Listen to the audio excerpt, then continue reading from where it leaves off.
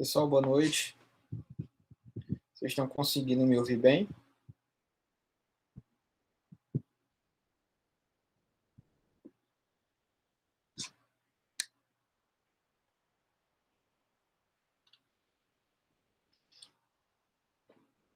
Pessoal, a gente já inicia, tá? Só dá um tempinho aqui para o pessoal terminar de entrar aí. Eles receberam o link agora há pouco tempo. E aí a gente já inicia. Eu vou aguardar só mais um pouquinho enquanto o pessoal da sala vai entrando. Tá joia?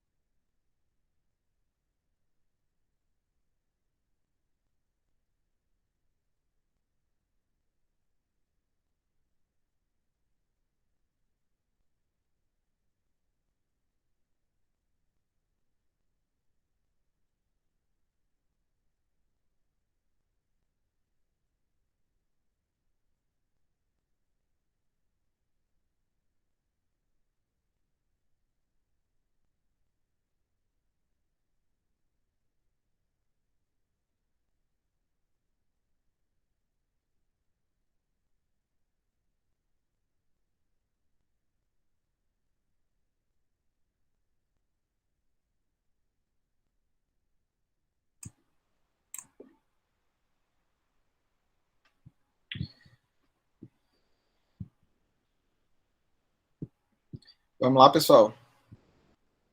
Podemos começar, 7h05 já. O pessoal vai entrando aí conforme a aula for transcorrendo. Vocês estão me ouvindo bem?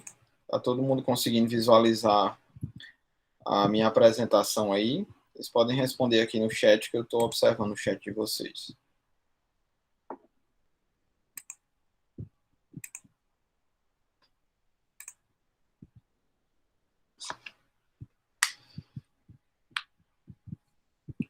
Suzana levantou a mão. Pode dizer, Suzana. Estou ouvindo. Fala no chat aí, na verdade. Pessoal, ó, vamos lá, tá? Vamos começar. Vamos iniciar. Está todo mundo visualizando aí, tá? Se vocês não conseguirem visualizar aí a minha tela, me avisem, por favor. Então, pessoal, antes de começar, vamos dar aí alguns avisos, né? Segundo o Leonardo me falou, hoje a gente vai fazer a resolução aí do simulado do concurso da FunSaúde, né? A parte de informática que cai para o ensino médio, né? Não sei se aqui alguém já teve aula comigo em outras turmas anteriores do IB. Meu nome é Tiago e eu sou responsável por ministrar as aulas da disciplina de informática aqui do IB Concurso, tá bom?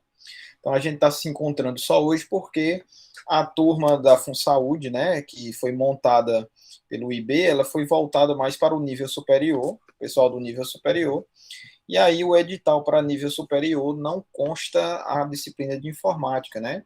A disciplina de noção de informática só ficou aí para o pessoal das vagas para o ensino médio. Mas, mesmo assim, o Leonardo fez o simulado, né? O simulado teve essas questões aí, foram 10 questões da minha disciplina. E aí eu vou aproveitar a aula de hoje para responder essas questões com vocês, né? Acho que aqui a grande maioria do pessoal fez o simulado. Responder essas questões com vocês e aí eu vou aproveitar para explicar, né, o conteúdo de cada uma dessas questões, passar para vocês o conteúdo de cada uma dessas questões. O Leonardo me avisou também que tem um pessoal da turma de jardim que vai estar presente na aula de hoje. Pessoal, quem são as pessoas de jardim, da turma do jardim? Já tem alguém aí? Já tem alguém aí na sala com a gente? Por que a gente... Sim, Sim, né? Ótimo. Então, por que sim. a gente resolveu colocar essas pessoas na aula também, pessoal? Porque esse conteúdo, que é o conteúdo do edital da FunSaúde, né? Grande parte dele, ou na totalidade dele, vai cair para o pessoal da turma de jardim. Se eu não estiver enganado, se a minha memória não estiver me enganando, o conteúdo que vai cair na prova de jardim é mais ou menos o que foi cobrado na prova da Prefeitura do Crato, não é isso? É isso mesmo. É mais ou menos esse o conteúdo. Então, todas as questões que a gente vai ver hoje, nós vamos resolver hoje, né? As 10 questões são conteúdos pertinentes aí para quem vai prestar o concurso também para a Prefeitura de Jardim, tá bom? Então, pessoal, o Leonardo pediu para mim levantar com vocês a possibilidade. Se vocês quiserem, a gente pode organizar aulões, né? A prova do pessoal de Jardim é só no final de dezembro, não é isso? Finalzinho de dezembro, mais para o fim do mês de dezembro. E aí a gente pode organizar aulões até lá, né? Caso vocês achem necessário, julguem necessário, a gente pode organizar esses aulões para bater aí na disciplina de informática e nas outras disciplinas também, tá? Pessoal, ó, se em algum momento vocês virem aí que eu estou olhando aqui para a esquerda, tá? É porque eu uso um outro monitor. Eu tenho dois monitores aqui e às vezes eu estou pegando alguma informação aqui da minha outra tela, tá bom? Pessoal, alguma dúvida? Ou a gente pode dar início aí às questões? Podemos iniciar? Todo mundo a postos aí? Todo mundo vendo a tela? Ah, pessoal, outra coisa que eu lembrei agora, tá? O IB está com duas turmas abertas aí, para quem vai... Aliás, uma turma está aberta, né, que é a turma do Instituto Federal, concurso do Instituto Federal, e a gente está na intenção aí de montar também uma turma para o concurso do INSS, as inscrições já estão abertas, tá? Então, se vocês tiverem interesse aí, eu não sei quem de vocês vai prestar outros concursos, mas a gente está abrindo uma turma para o INSS, tá joia? Aí ele está dizendo aqui que são 3 datas as provas de jardim, né? Então, bem semelhante ao que aconteceu aqui as provas da Prefeitura do Crato, né? Que também foram divididos aí em 3 finais de semana, tá bom?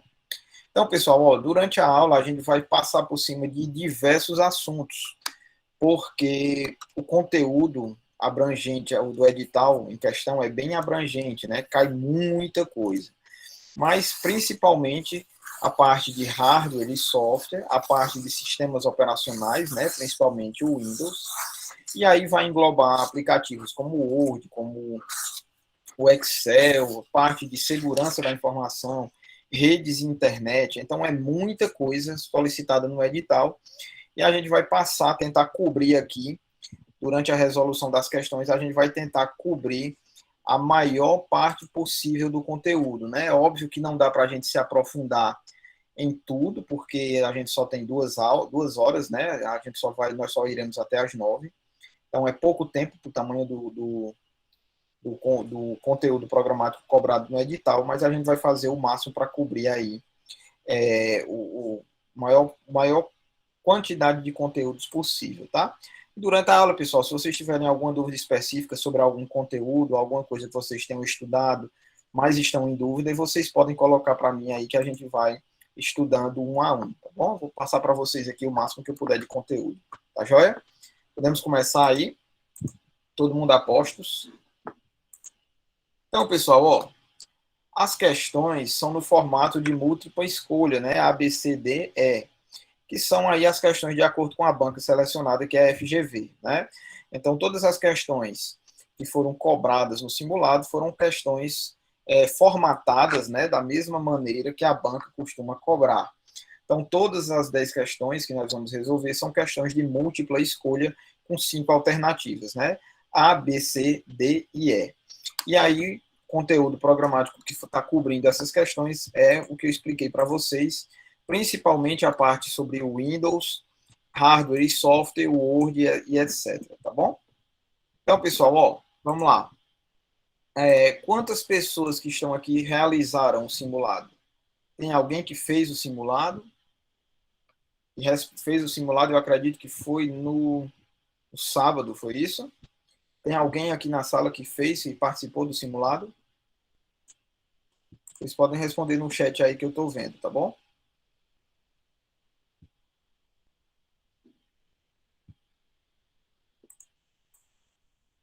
Alguém fez, pessoal, o simulado ou todo mundo que está aqui não participou do simulado no dia?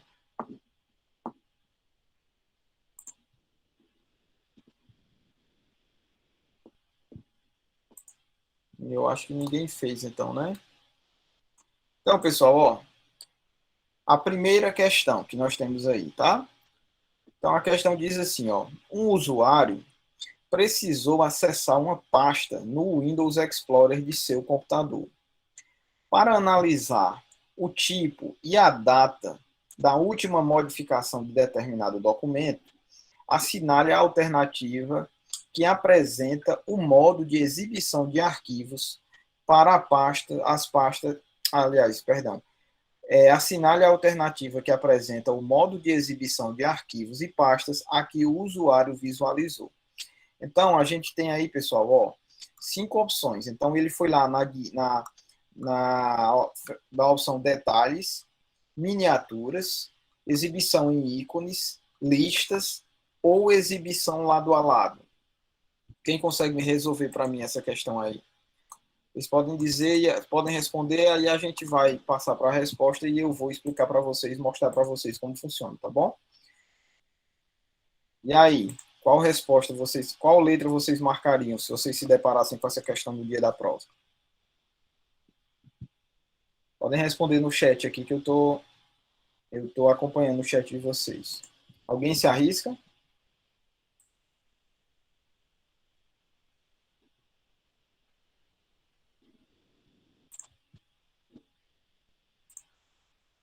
E aí, galera, ninguém?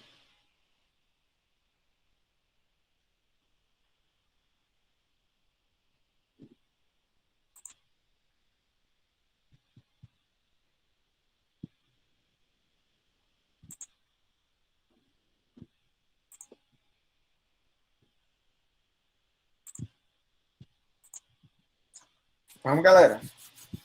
Alguém se arrisca?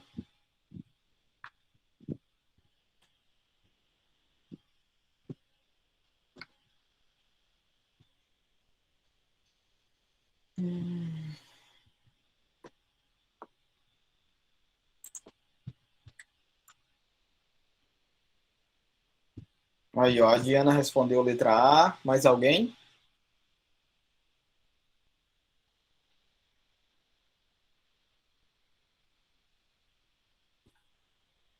Então, pessoal, vamos passar para a resposta aqui, tá? Vou mostrar para vocês, exibir essa tela onde aparecem essas opções que a questão solicita, tá? Então, pessoal, ó, aqui eu tenho uma tela do Windows, tá joia?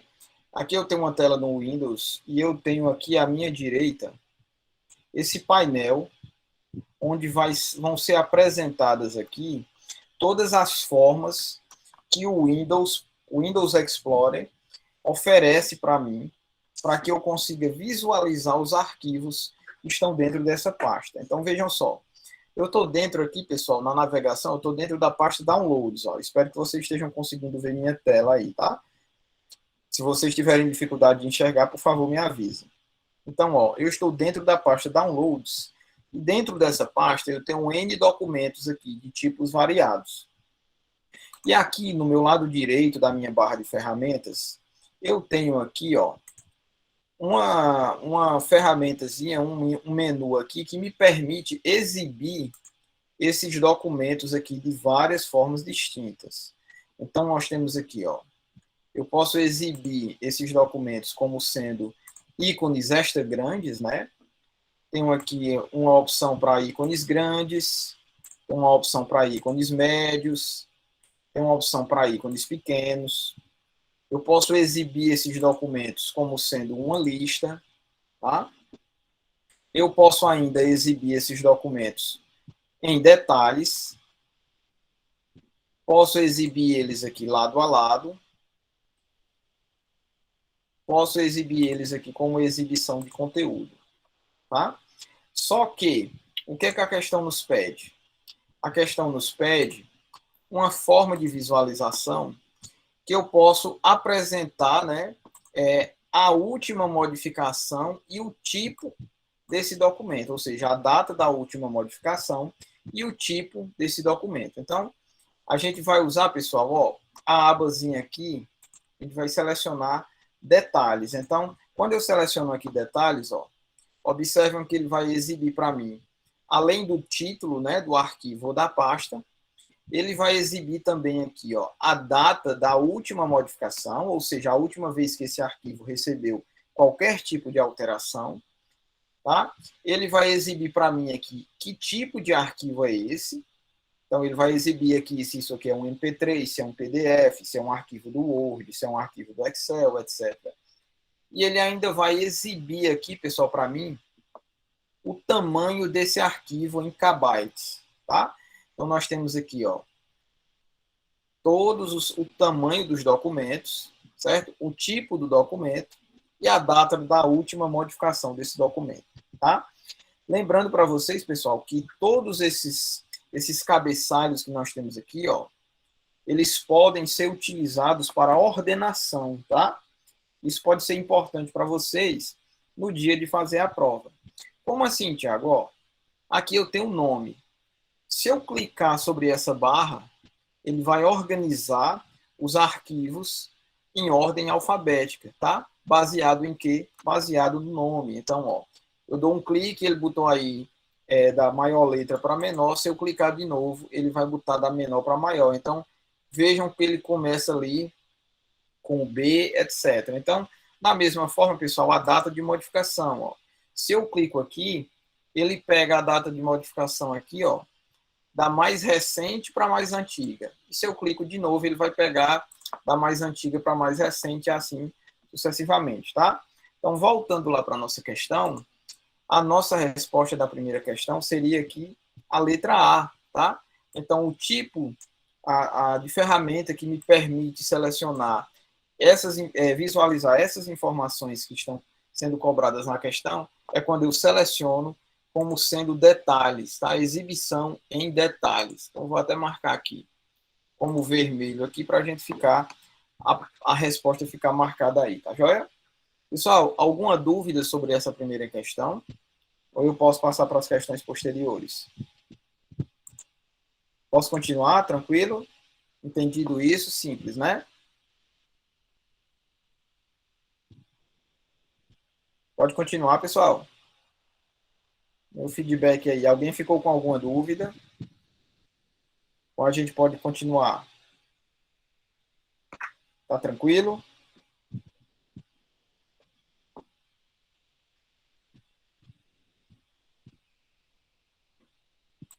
Então vamos lá. Tranquilo, né? Então, pessoal, ó, a segunda questão do nosso simulado trata de um dos conceitos de hardware, tá? Então, antes da gente entrar para resolver a questão, primeiro a gente vai passar por cima isso do que é hardware, tá? Tem muita cobrança nesses últimos concursos, na prova da Prefeitura do Crato aqui, a última prova recente que nós tivemos, todas as provas, para todos os níveis, caíram questões sobre hardware. E a gente também pode chamar de organização de computadores, tá? Então, todas as provas que foram cobradas para a Prefeitura do Crato, por exemplo, em todos os dias de prova, caíram questões sobre hardware, praticamente para todos os níveis. Então, pessoal, a primeira coisa que a gente tem que aprender aí é o que é hardware, tá? Então, inclusive, esse conceito está no edital, tá? O conceito de hardware e software. Então, como é que funciona isso, pessoal? Ó, todo sistema computacional, seja ele um computador de mesa, seja ele um notebook, seja ele um celular, um tablet, qualquer sistema computacional, ele é formado basicamente da união de hardware e software, tá? Para você ter um sistema operacional, para você ter um sistema computacional, esses conceitos eles não se dissociam, não existe um sistema que funcione só com o hardware e muito menos só com o software. Então, todo sistema computacional, todo é, é, equipamento, né, que utiliza aí sistemas computacionais, então eles precisam ser a junção de hardware e software. Hardware, pessoal, é muito fácil da gente identificar. Hardware é toda a parte física de um computador, tá? Quando a gente fala computador, pessoal, vocês entendam que a gente se estende aí aos demais dispositivos, né? Hoje nós temos uma gama muito grande de dispositivos aí. Eu tenho celulares, tablets, então computadores de mesa, notebooks, até mesmo televisões, né? Então nós temos um grande número aí de equipamentos. Então todos eles são formados por hardware e software. É a união desses dois conceitos que formam o sistema computacional. Então, pessoal, a parte de hardware é bem fácil de identificar, é toda aquela parte física do computador. Se você pensar em qualquer componente de um sistema computacional, você vai pensar, eu posso tocar esse componente? Se eu puder tocar, se eu puder segurar aquele componente com a mão, nós temos aí um hardware, tá? Uma parte de hardware do seu computador. Já a parte de software é o contrário. Software é toda a parte lógica. É toda aquela parte que eu não consigo tocar, eu não consigo segurar. Então, nós temos aí, basicamente, são os nossos programas, né? Então, você tem lá o Windows, o Word, Excel, PowerPoint, todos eles são softwares. Você não consegue tocá-los, você vai fazer uso dele através da instalação desses softwares que são instalados sobre o hardware. Então, o que nós tocamos no sistema computacional é a parte de hardware. Então, temos aí teclado, mouse, monitor, toda a parte de hardware interno, né? Eu tenho memória, CPU, HD. Então, hardware é toda a parte física do computador, é tudo aquilo que eu posso tocar, e a parte de software é toda a parte lógica do computador. É tudo aquilo que eu não posso tocar, tá? E a junção desses dois conceitos, pessoal, é que formam aí os nossos sistemas computacionais, tá? Então, dito isso, pessoal, ó, a questão pergunta o seguinte: é responsável pela realização dos cálculos matemáticos em um computador o componente de hardware? Então, ele já está dizendo, né? A questão está tratando de um componente de hardware. E ele quer saber qual desses componentes abaixo é responsável pela parte de cálculos matemáticos de um sistema computacional. Então, pessoal, vou dar aí mais um tempinho para vocês resolverem. Então, respondam para mim aí. Quem se adequa no que foi solicitado aí no enunciado da questão? Seria o responsável pelos cálculos um barramento de sistema? Seria o teclado? Seria o processador? Seria o byte ou seria o disquete? E aí, pessoal? Ó, a Diana já respondeu aqui letra B, o Jonailton respondeu letra C. Então vamos lá, mais alguém?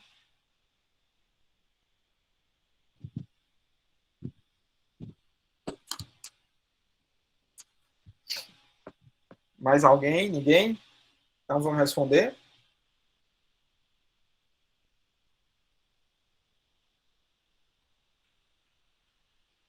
Então vamos lá. Ó, pessoal, é o seguinte. O sistema computacional básico é formado aí pelas memórias, tá? A placa-mãe do seu computador e o processador, tá? Esse processador, pessoal, ele pode ser chamado lá no dia da prova de vocês de várias formas diferentes. Então, ele pode ser chamado de CPU, pode ser chamado de UCP, tá? CPU é abreviação de Central Única de Processamento, só que escrevendo em inglês, né? A gente tem a UCP, que é em português, que é a Unidade Central de Processamento. Ele pode ser chamado de processador, de microprocessador também.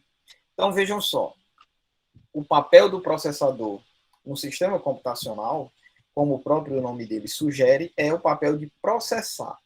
Então, vejam só, como é que isso funciona, professor? Todo sistema computacional, pessoal, é baseado em 3 etapas. A gente chama de entrada, processamento e saída, tá? Todo sistema computacional é baseado nesse fluxo. Então, entrada, processamento e saída. Então, como entender cada uma dessas etapas? Então, pessoal, olha, geralmente, quando você está utilizando um sistema computacional, você dá um comando ao computador, tá? Então, você espera que o computador te devolva uma resposta. Então, como assim, professor? Então, você quer abrir um documento lá no Windows. Você vai lá, você pega seu mouse, dá 2 cliques numa pasta e você espera que aquela pasta seja aberta. Então, nesse caso, qual é a entrada? A entrada é o comando que você deu através do mouse. Então, os 2 cliques que você deu no mouse é um comando que você está passando para o computador, que instrui o computador sobre o que ele deve fazer. Então, eu quero abrir a pasta. Então, você informa isso ao sistema computacional através dos 2 cliques do mouse, por exemplo. E aí, o computador vai realizar o processamento. Então, ele vai decodificar essa informação. E o que é a resposta, o que é a saída, é o efeito que a ação do usuário produz. Então, se eu dou 2 cliques, o sistema processa e ele abre a pasta para mim. Então, o seu clique é a entrada, o computador faz o processamento e a saída é a resposta do comando que você enviou. Então, veja, você está digitando no Word, você pressiona a letra A no teclado e você espera, né, a expectativa do usuário é que essa letra A apareça na tela. Tá? Então, a entrada é o ato de pressionar a tecla no teclado, o usuário está dando a entrada, o computador realiza o processamento, são todas as etapas necessárias para que a letra A apareça na tela efetivamente, e aí a saída é o resultado da ação do usuário, é o que ele espera, então o A aparecer lá na tela, tá bom? Então, pessoal, tudo que a gente faz no computador, ele necessita de processamento. Quem faz toda a parte de processamento do computador, como o próprio nome já sugere, é o processador. Acontece que muitas vezes o que o usuário solicita para que o computador faça pode envolver aí a realização de cálculos matemáticos, por exemplo. Tá?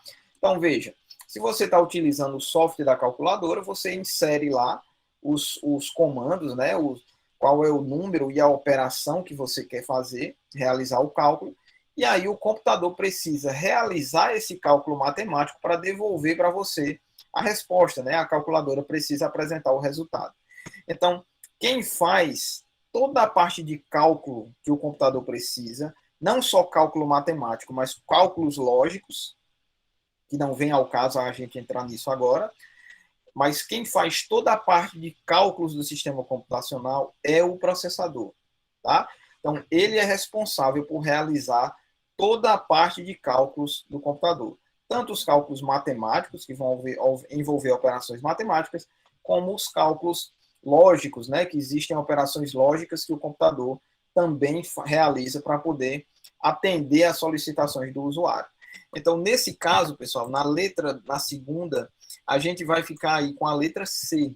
Quem realiza todos os cálculos dentro de um sistema computacional é o processador, tá? Pessoal, eu vi aqui que a Maria Suzana ergueu a mão aí, alguma dúvida? Ou foi sem querer aí, esbarrou no teclado?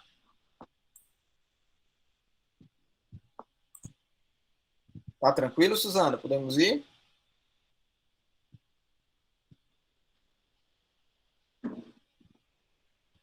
Alguma dúvida, pessoal, sobre essa questão? Alguém não entendeu por que é o processador? Alguma dúvida? Ou vocês querem que eu aborde alguma outra coisa a respeito desse tema?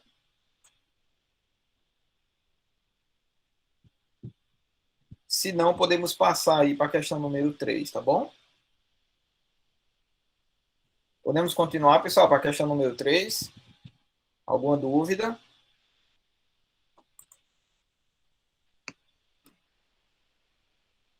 Deixa eu olhar como é que está os... como está aqui o chat. Então, tranquilo, né? Ninguém falou nada, então vamos continuar. Se alguém em algum momento tiver alguma dúvida, pessoal, vocês me avisam, tá? Beleza? Então vamos lá. Pessoal, ó, terceira. A terceira questão também trata sobre a parte de hardware do computador, né? Então, mais precisamente aí, ela vai falar sobre hardware ser dividido aí entre interno e externo.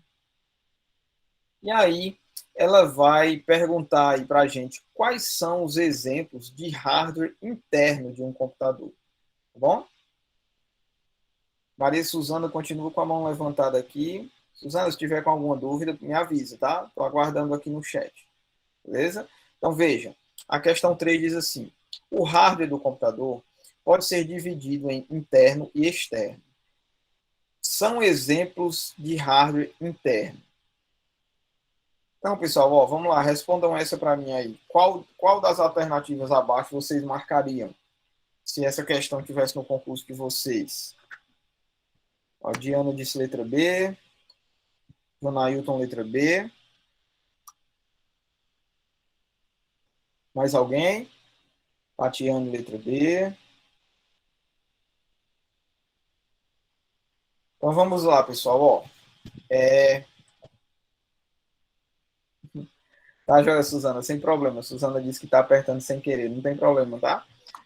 Se tiverem alguma dúvida, fala no chat aqui que eu estou observando o tempo inteiro. Então, pessoal, ó, vamos lá. Vamos responder a terceira questão, né? Então, primeiro, se vocês podem observar aí que por se tratar de equipamentos de hardware, né? Então, todos aí são coisas que a gente pode tocar, nós podemos segurar.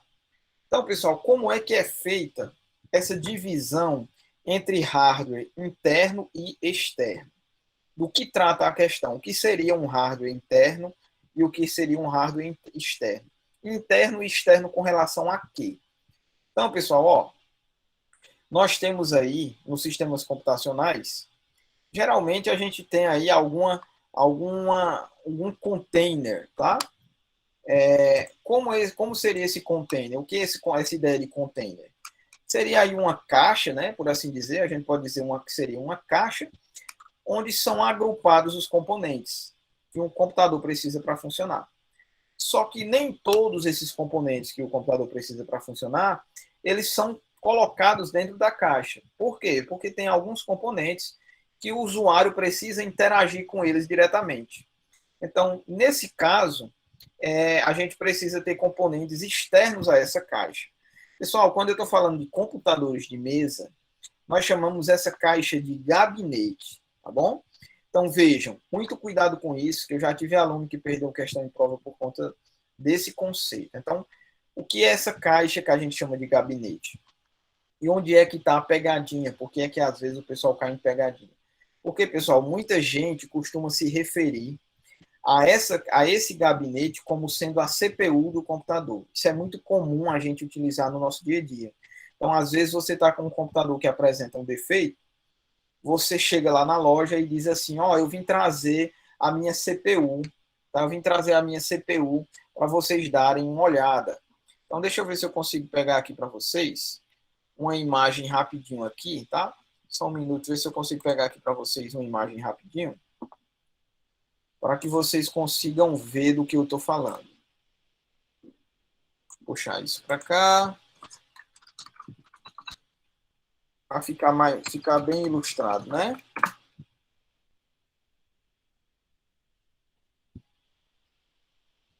Então vejam só, pessoal, ó. Isso aqui, ó, vocês estão vendo, é o que nós chamamos de gabinete. Mas é muito comum as pessoas fazerem referência a esse componente como sendo uma CPU. Né? Ah, isso aqui é a CPU do computador, tá bom? Mas o nome correto desse equipamento aqui é gabinete. E ele nada mais é do que o componente computacional onde são colocadas aí as partes internas de um computador, tá? Então, se cair na prova, o nome desse componente aí é gabinete, não é CPU, tá bom? CPU, como nós já vimos, é o processador, né? O chip de processamento. Então, o que é que a questão fala? Ela fala em hardware interno e externo. O que seria o hardware interno, pessoal? Seriam os componentes do computador que estão aí dentro do nosso gabinete, dentro da caixa onde ficam aí as informações. Aliás, as peças do computador, tá bom? Então, o que é o hardware interno?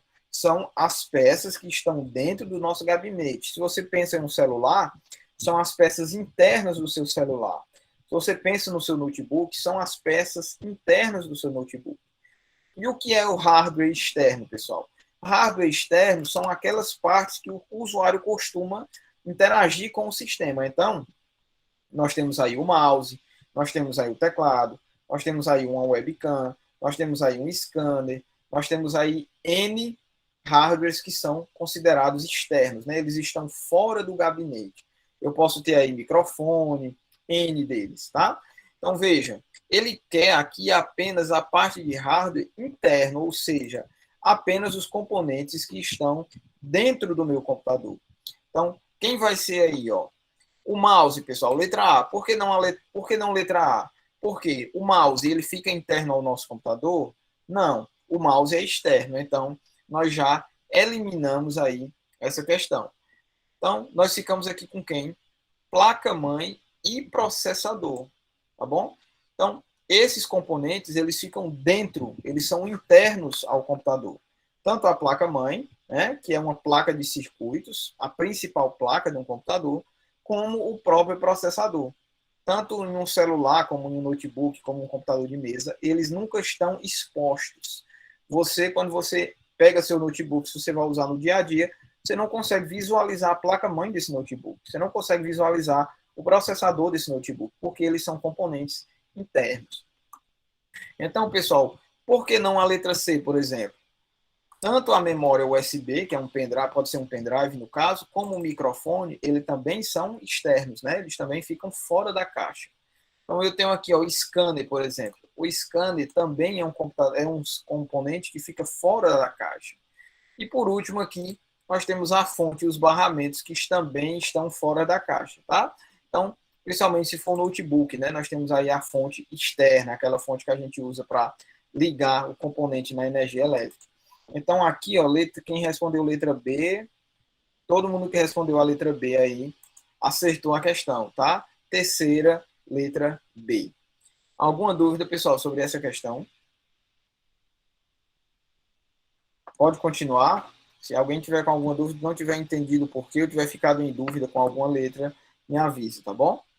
Beleza? Então, ó, na quarta, a gente vai sair agora um pouquinho do conceito de hardware. Nós vamos entrar no conceito de aplicativos, tá? Então, a gente vai falar mais precisamente sobre o Word, tá bom? Então, esse é um dos aplicativos que mais cai em questão de prova em concursos. Por quê? Porque é um aplicativo mais utilizado para a produção de textos, né? Então, quando a gente vai produzir um texto qualquer no nosso computador, seja qual for a finalidade, a gente vai basicamente utilizar o Word ou o Writer, né? São os dois que mais são utilizados aí, mas o Word ainda com a utilização bem superior. Então a questão diz assim, pessoal, ó, indique, assinale a alternativa que indica corretamente as ações realizadas ao se utilizar as teclas de atalho Ctrl mais B. Então, pessoal, ó, ele está pedindo aqui a função de um atalho de teclado. Ele está perguntando basicamente para mim, a questão pergunta basicamente para mim. Quando eu faço Ctrl B, qual efeito vai produzir no programa? Então, ele vai centralizar o texto, vai abrir a caixa de ferramentas de impressão, vai justificar o texto, vai abrir um novo documento ou vai salvar o documento? E aí? Respondam para mim aí a quarta. O que é que vocês acham que vai acontecer?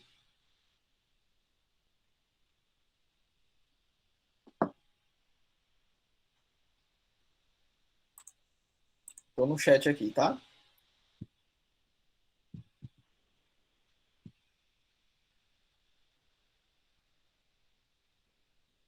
Então vamos lá. Quem respondeu? Tatiane, Diana e Jonailton. Então, pessoal, ó, Vocês sabem, né? Vocês são alunos aí, estão prestando concurso, vocês sabem que quando a gente está falando sobre a parte de informática, a questão dos atalhos é muito relevante, né? E os atalhos geralmente são um conteúdo chatinho, porque você precisa ficar decorando, né? Ou você usa o software no seu dia a dia, você usa os atalhos, coisa que é muito comum as pessoas trabalharem 95% do tempo com o mouse. Então, se eu quero salvar o documento, o que é mais comum que o pessoal mais faz, né? Ele procura o botãozinho de salvar, né? Procura aqui o nosso botão de salvar e ele vai realizar a operação de salvar através do mouse, né? Então, pouca gente utiliza atalhos. Então, fica mais difícil ainda no dia da prova a gente lembrar desses atalhos. E é chato decorar, né? Então, pessoal, eu vou passar para vocês um método que a gente utiliza que não, obviamente, não vai responder a questão para você em 100% do tempo. Inclusive, essa questão é uma das questões que a gente não conseguiria resolver com essa técnica que eu vou passar para vocês, mas essa técnica pode ajudar vocês em outras questões sobre outros atalhos. Como assim, Thiago?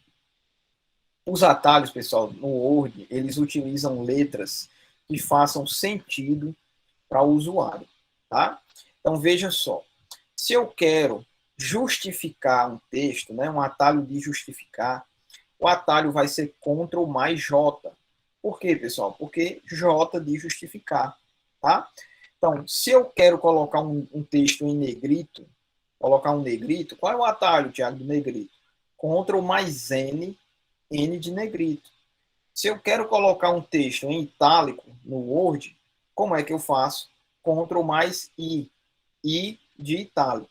Então, uma grande parte dos atalhos, pessoal, eles são feitos para fazer sentido na cabeça do usuário. E aí existe uma referência que é utilizada as letras, como é que essas letras são selecionadas? A tentativa inicial é o quê? Selecionar a primeira letra da palavra que descreve a funcionalidade. Então, Ctrl N vai ser N de negrito. Então, ele pega a primeira letra da palavra que descreve aquela funcionalidade e ela vai ser utilizada como atalho. Tá? Só que o que é que acontece? Existem funcionalidades que começam com a mesma letra. Então, eu tenho, por exemplo, a funcionalidade de copiar e de colar. Ambas começam com a mesma letra. Então, eu vou ter que atribuir letras diferentes, né, para poder dividir os atalhos. Acontece, pessoal, que o padrão, mesmo que você tenha letras iguais, né, para atalhos diferentes, ele vai seguir a ordem das letras da palavra. Como assim, Tiago? Ó, vou usar essa questão para explicar para vocês. Então, veja só. Ctrl C, todo mundo sabe. Ctrl C é de copiar, não é assim? Então, eu tenho aí Ctrl C, copia o texto. Tá joia? Quando eu chego bem aqui, ó, no atalho de centralizar, eu não posso mais usar o C. Por quê? Porque o atalho que usa o C, né, o Ctrl mais C, já foi utilizado para copiar. Então, qual é a lógica aqui? Se a primeira letra da palavra que descreve aquela funcionalidade, se essa letra não está mais disponível porque ela foi utilizada para um outro atalho, a gente vai pegar a segunda letra. Então, veja, Ctrl C é copiar. Então, centralizar não pode mais ser utilizado o C, porque o C já é de copiar. Então, o que é que ele faz? Ele passa para a segunda letra. Então, o atalho de centralizar o texto vai passar a ser Ctrl E, tá? Por quê? Porque a primeira letra já foi utilizada em um atalho anterior, tá? E aí, ele vai pegar a segunda letra. Ah, Tiago, e se a segunda letra já estiver sendo utilizada? Ele vai pegar a terceira letra, a quarta letra, e assim sucessivamente, na ordem das letras que compõem aí a palavra que descreve a funcionalidade, tá? Então, vejam. Ah, Tiago, mas tu está dizendo que vai usar as mesmas letras e Ctrl B. O que é Ctrl B? Ctrl B, pessoal, ó, letra E. Ctrl B vai salvar o documento. Tá joia? Então, respondendo, salvar o documento. Inclusive, está faltando uma letra aqui, tá? Salvar o documento. Aí o aluno vira para mim e diz assim, Tiago, tu acabou de explicar que ele utiliza as letras da palavra para montar o atalho. Aí tu me diz que Ctrl B é salvar, e em salvar não tem nem um B. E onde é que saiu o Ctrl B? Ctrl B, nesse caso, pessoal, é porque na palavra salvar não existia mais nenhuma letra disponível. Por quê? Porque, vamos lá, salvar.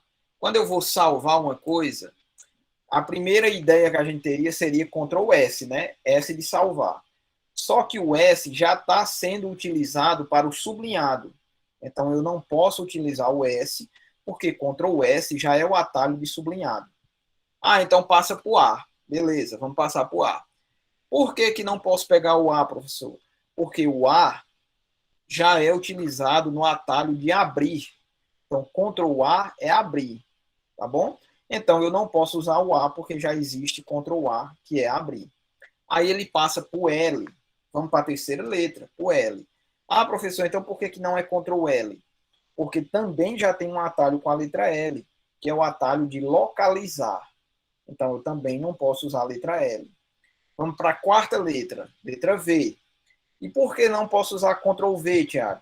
Porque Ctrl V já é o atalho para colar. A gente já tem o atalho Ctrl V para colar. Então, eu também não posso usar o V. O A gente já viu anteriormente. E o R também já tem um atalho com a letra R programado no Word, que agora de cabeça não estou me recordando.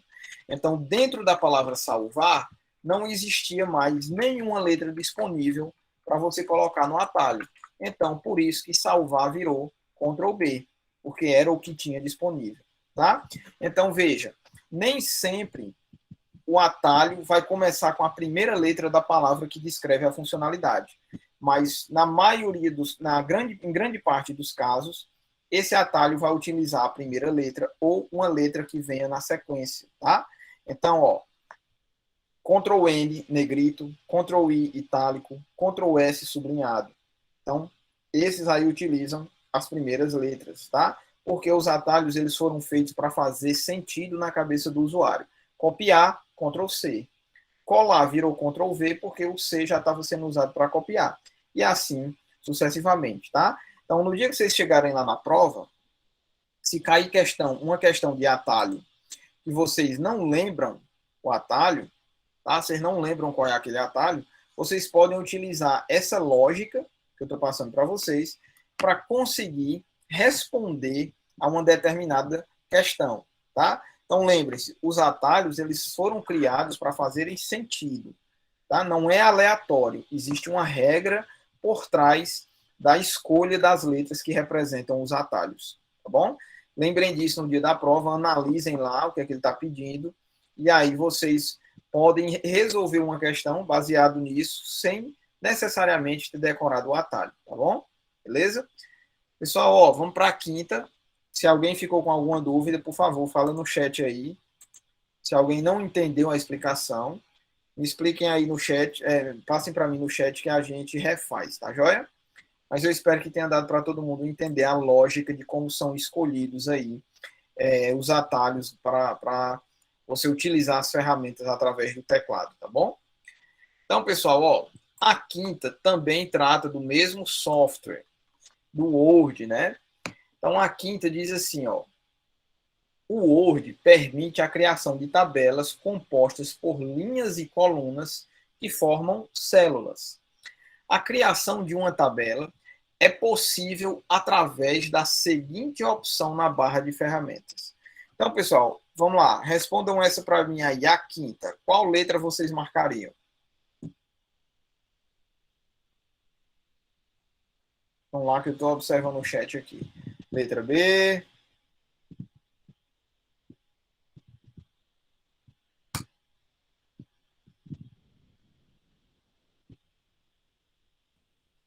Letra B, deixa eu ver aqui. Diana, Jonailton e Tatiane. Mais alguém?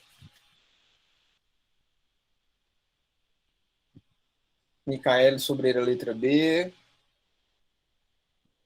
Mais alguém ou podemos resolver a questão? Então vamos lá. Pessoal, ó, vamos resolver essa questão. Do que é que trata isso aqui? Pessoal, dentro do Word, foi escolhido uma maneira de representar as ferramentas, tá? Como assim, professor? Então, veja só, o Word é um software altamente complexo, é um software de alta complexidade. Ele permite que a gente faça muitas operações dentro do software, tá? Então, ele é muito completo. Então, por ele ser muito completo e ele permitir muitas opções ao usuário, ele tem aí um grande número de ferramentas, né?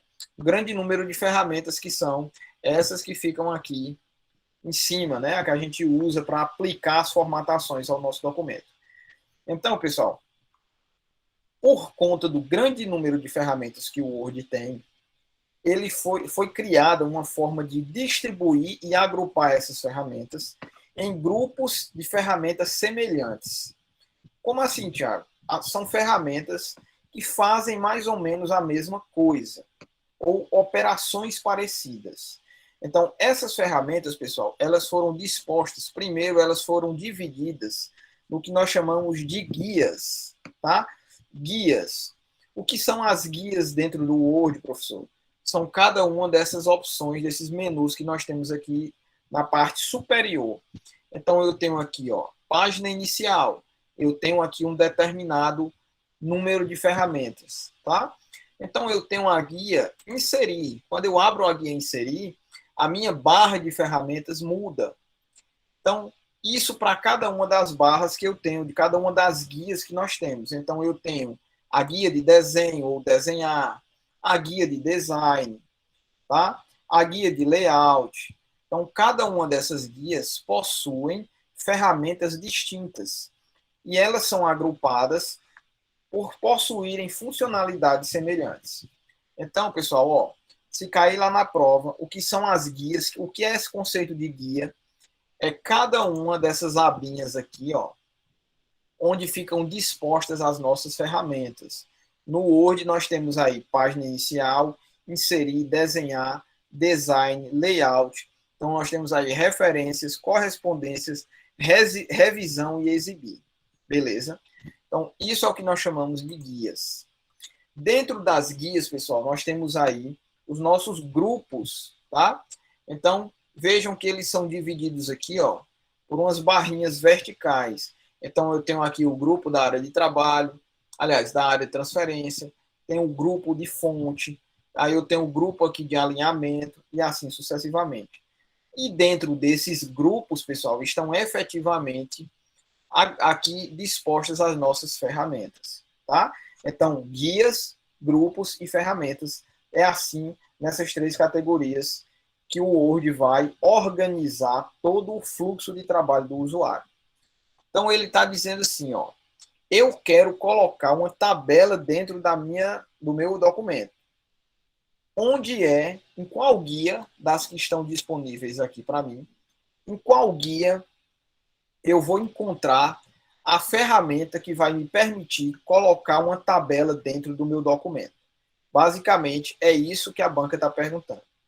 Então, pessoal, essas guias, juntamente com essas ferramentas, elas também são agrupadas de maneira que faça sentido na cabeça do usuário, tá? Então, cada guia tem um nome que vai determinar mais ou menos quais são as ferramentas que estão ali dentro. Então, veja, sempre que eu quero colocar um recurso externo ao meu documento, eu quero jogar dentro do meu documento alguma coisa que não está ali por padrão, então eu vou na guia inserir. Se eu quero inserir uma tabela dentro do meu documento, essa tabela vai estar lá na guia inserir. Então vejam, eu venho aqui na guia inserir e eu tenho aqui dentro a ferramenta de tabela. Então a resposta é letra B, tá? Mas mais do que isso, pessoal, eu quero que vocês entendam essa lógica que tem por trás das guias e das ferramentas, para que no dia da prova, se cair uma ferramenta que você não decorou, até porque são muitas ferramentas que são dispostas em cada uma dessas guias, se cair uma ferramenta como essa que você não lembra de cabeça, você vai poder usar a lógica para determinar aonde aquela ferramenta está disposta dentro da guia. Então, pessoal, ó, por essa lógica, se eu estou produzindo um texto e eu quero colocar uma imagem, então eu estou pegando um recurso externo do meu documento e estou inserindo dentro dele. Então, se aparecer a ferramenta colocar uma imagem, onde é que ela vai estar?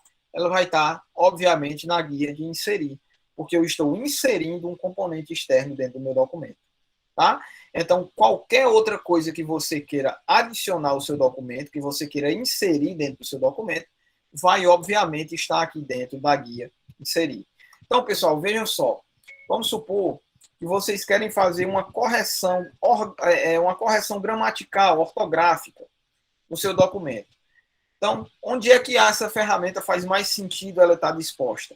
Se fosse eu no dia da prova, eu vim aqui em revisão, né? Eu estou querendo revisar o meu texto. Então, logicamente, a ferramenta de ortografia e gramática vai estar aqui dentro da minha guia revisão, tá? Então, vejam. Se eu quero mexer na forma como o meu documento está formatado ali, eu quero trocar o tipo de papel, a orientação e tal, isso eu estou mexendo em quê? Eu estou mexendo no layout, tá? Então, onde é que essas ferramentas vão estar? Elas vão estar aqui na minha guia layout, tá? Então, essas guias, pessoal, na hora que vocês se depararem lá na prova com uma ferramenta, uma questão como essa, de uma ferramenta que ele você não decorou, então dá uma olhadinha lá entre as opções e vê aquela ferramenta que está sendo solicitada, onde é que ela se encaixaria, onde é que ela faria mais sentido ela tá. Então, se eu quero colocar uma coisa externa no meu documento, nesse caso aqui uma tabela, eu vou, obviamente, na guia inserir. Eu estou querendo inserir um recurso dentro do meu documento, um recurso que não existia ali, tá? Então, por isso, letra B, na quinta questão, guia inserir, tá bom? Pessoal, alguma dúvida? Se vocês tiverem ficado com alguma dúvida, me fala no chat, por favor, tá? Eu estou acompanhando aqui. Qualquer dúvida, vocês me falam, beleza? E vamos para a sexta questão.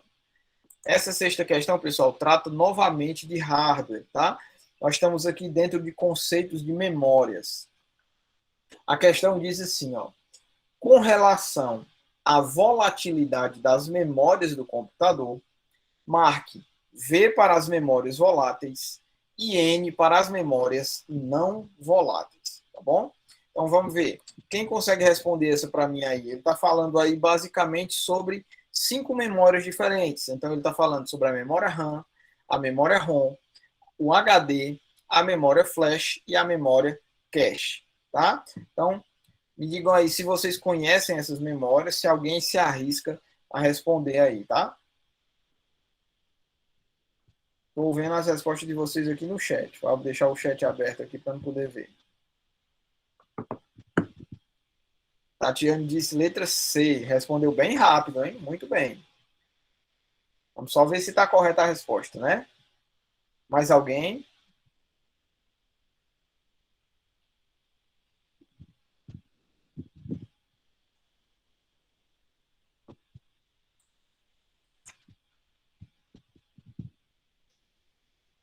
Mais alguém, pessoal?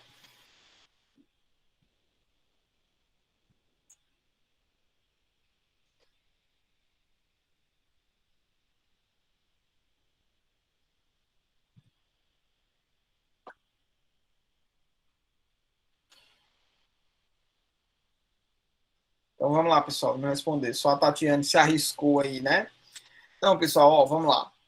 Como eu expliquei aqui, para a gente responder essa questão, eu tenho que explicar alguns conceitos para vocês, tá? Esses conceitos, inclusive, pessoal, são muito cobrados em prova. As memórias, quando nós estamos falando de hardware, de computadores, as memórias são aquelas questões, como dizem os professores, né? Essas questões elas não caem, elas despencam na prova. Principalmente questões sobre memórias. Então, pessoal, dentro do nosso computador, dentro do nosso sistema computacional, nós temos aí vários tipos de memórias, tá? Todos eles são importantes, todos eles exercem funções importantes dentro do sistema, tá? E funcionam de maneira que essas memórias elas se complementam. Então, primeira coisa que eu vou passar para vocês. O que é memória? O que é dentro de um sistema computacional? que eu posso caracterizar como sendo uma memória. Uma memória, pessoal, é onde o computador consegue guardar qualquer tipo de dado, tá bom?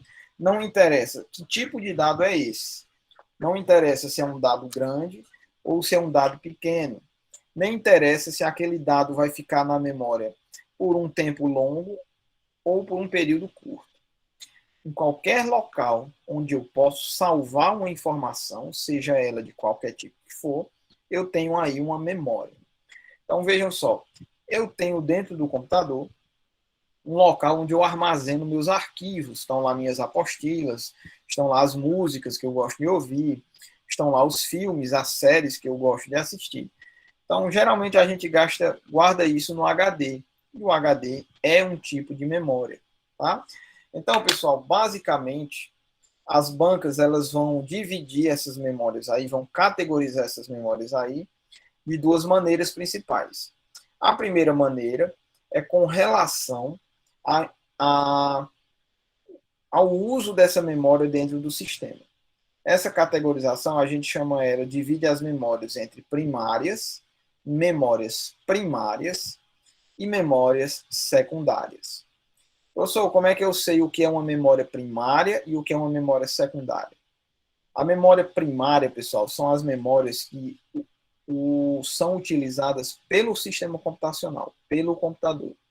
Então, as memórias primárias, o usuário não mexe nelas, não interage diretamente com elas.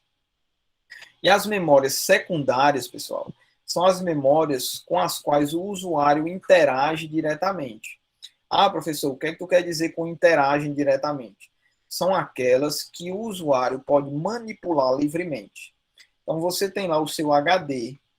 Dentro do seu HD, você tem um PDF de uma aula de informática. Você quer apagar aquele PDF. Então, você, como usuário, vai lá e apaga.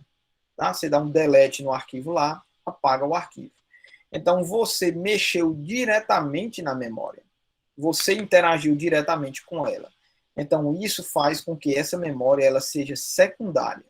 Então, o meu HD é uma memória secundária. Se eu tenho um pendrive, eu pego esse pendrive, eu consigo copiar, jogar arquivos para dentro dele. Eu consigo remover arquivos. Eu consigo alterar o nome dos arquivos. Então, mais uma vez, eu estou mexendo, estou interagindo diretamente com a memória. Então, essa memória também é uma memória secundária. E as memórias primárias, pessoal, são aquelas memórias que o sistema faz o uso. Então, elas estão presentes no sistema operacional, mas quem faz uso dessa memória é o sistema, o usuário não mexe nela. Então, essas memórias são primárias. Aí nós temos algumas, vocês podem anotar. Nós temos, por exemplo, a memória RAM, é uma memória primária. Nós temos a memória ROM, também é uma memória primária. Nós temos a memória cache, também é uma memória primária. Nós temos a memória CMOS, também é uma memória primária. Vocês podem até anotar essas memórias aí, tá, pessoal? Então, são memórias com as quais o usuário não interage diretamente. Então, essa é uma das categorizações da memória. A outra categorização, pessoal, é com relação às volatilidades. Vixe, professor, que palavra difícil. É, mas o conceito é simples. Então, volatilidade é outra divisão das memórias. Existem memórias voláteis e memórias não voláteis, tá bom? E elas possuem funcionamento diferente. Então, professor, de acordo com o conceito de volatilidade, o que seria uma memória volátil? São aquelas memórias, pessoal, onde a memória precisa ter corrente elétrica o tempo inteiro para poder armazenar os dados. Então, as memórias voláteis são memórias que funcionam através de eletricidade e que essas memórias, para armazenar os dados, elas precisam estar energizadas 100% do tempo. Trocando em miúdos, pessoal, o que é que isso quer dizer? Trocando em miúdos. Quer dizer que são memórias que quando você desliga o computador, tudo que tinha naquela memória será apagado, tá? Então, isso é o que eu chamo de memória volátil. Memória volátil é aquela que apaga os dados quando o computador desliga, tá? Ah, professor, e o que é não volátil? Não volátil é o contrário. São aquelas memórias onde eu posso desligar o meu computador. E quando eu ligar esse computador novamente, aquele arquivo, aquela informação vai permanecer lá, vai persistir lá, tá? Então, ó, vejam só, você tem o seu HD no seu computador ou você tem o seu pendrive. Você pega, bota um arquivo no pendrive ou copia um arquivo no seu computador, você desligou o computador. Quando você voltar, pessoal, esse arquivo que você colocou no pendrive ou esse arquivo que você colocou dentro do computador, ele vai ter desaparecido? Você vai perder esse arquivo? Não, né? Então, se o arquivo permanece lá, significa dizer que aquela memória é não volátil. Beleza? Entendido isso, pessoal? As divisões da memória entre primárias e secundárias e o que são memórias voláteis e não voláteis, é tranquilo. Memória volátil é toda aquela memória que precisa estar energizada 100% do tempo. Se ela perde a corrente elétrica, ela vai apagar os dados. Tá? Então, pessoal, ó, vou dar um exemplo para vocês aqui utilizando o próprio Word. Eu não sei se alguém vai se identificar com esse exemplo que eu vou dar, mas pelo menos comigo isso já aconteceu. E na maioria das turmas que eu dou aula, a gente sempre acha uma pessoa ou outra que passou pela mesma experiência. Então, imaginem, ó, que a gente está aqui mexendo nesse documento aqui, né, no nosso simulado, e eu faço alguma alteração nesse simulado e eu não salvo, tá? Estou escrevendo meu TCC, escrevi 2 capítulos já e tal, adicionei 2 capítulos e eu não salvei aquele arquivo. O que é que acontece se cair a energia, se o meu computador desligar? O que vai acontecer, pessoal, é que eu vou perder aquilo que eu não fiz, que eu fiz e não salvei. E por que isso acontece? Por que eu preciso ficar salvando o documento? Porque quando a gente está trabalhando com um documento aberto no computador, aquelas informações estão armazenadas em um tipo de memória volátil, que é a nossa memória RAM. Então, se o computador desliga, a memória RAM vai ser apagada. E aí você vai perder aquelas informações que você fez e eventualmente não salvou. Então, o que é o salvar? O que é a operação de salvar? É quando você diz assim, ó, eu quero salvar esse documento. O computador, o sistema computacional, pega uma cópia daquilo que você fez e coloca lá no seu HD. Por quê? Porque o HD é uma memória não volátil. Então, a partir do momento que você salvou, a informação está no seu HD e a partir de então você pode desligar o computador sem medo de perder os dados, porque você colocou aquela informação em uma memória não volátil, tá? Então, baseado nessa explicação, pessoal, a gente vai ter aí 5 memórias diferentes e nós vamos precisar saber quais são voláteis e quais são não voláteis. Então, vejam, a memória RAM, eu acabei de exemplificar para vocês que quando eu tenho uma coisa na memória RAM, se o computador desligar, ela apaga. Então, essa é uma memória volátil, tá? A memória ROM, pessoal, é uma memória não volátil. O HD também é uma memória não volátil. Eu já expliquei para vocês, né? O HD, você desliga o computador, você não perde o que está salvo lá. E aí, pessoal, nós temos aqui a memória flash. Professor, o que é memória flash? Memória flash, basicamente, são os seus pendrives. É o pendrive, é o cartão de memória, é aquele micro SD, aquele cartãozinho pequenininho que a gente usa nos celulares. Então, são todos exemplos de memória flash. A memória flash, né, o pendrive, ele também não apaga as informações se você desliga o computador ou se você desconecta ele do computador. Então, ele também é não volátil. E nós temos aí a memória cache, ou cache, como vocês queiram, que é uma memória que fica dentro do processador do computador, que também perde os dados quando a gente desliga a máquina.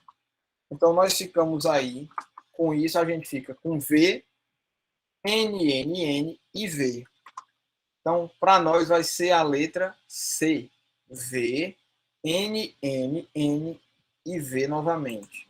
Tá joia? Sexta.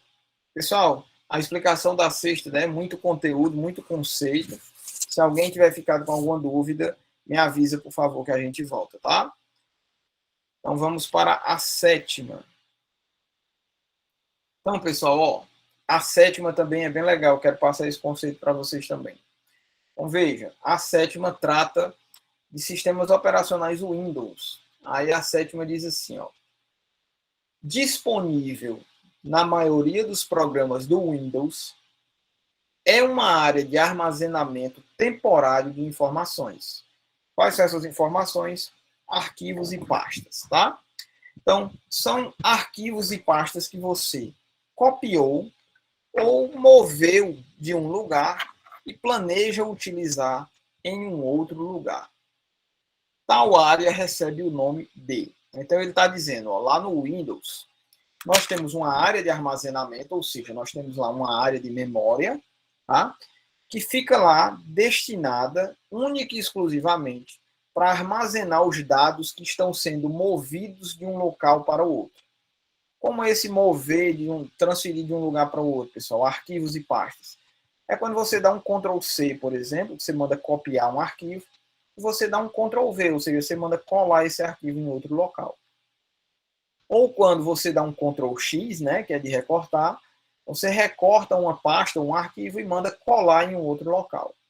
Então, pessoal, existe uma área de memória dentro do sistema operacional específico para atender a essa necessidade do usuário. Então, dentre essas letras aí, qual vocês julgam ser a correta? Respondam para mim aí, por favor. E aí eu já vou explicar a questão para vocês. Ver se alguém se arrisca.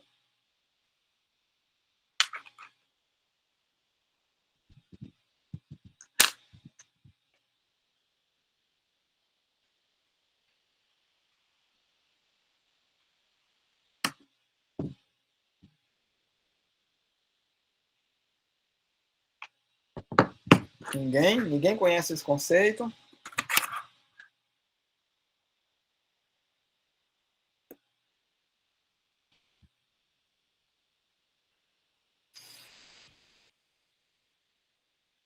Aí, ó, Diana disse letra B, mais alguém?